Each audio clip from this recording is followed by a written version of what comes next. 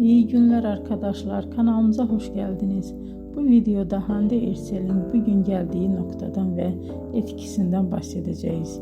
Hande Erçel yıllar içinde yalnızca başarılı bir oyuncu değil, aynı zamanda güçlü bir marka haline geldi.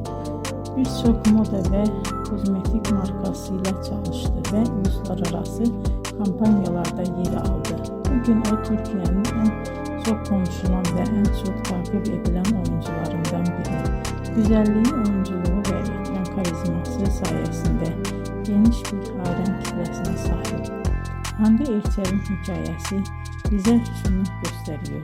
Bazen küçük bir şehirde başlayan bir hayal doğru adımlar ve çok çalışmayla dünya çapında bir başarıya dönüşebilir. Bugünkü videomuzun sonuna geldik. İzlediğiniz için teşekkür ederim. Kanalı takip etmeyi unutmayın ve bir sonraki videoda görüşmek üzere. Hoşça kalın.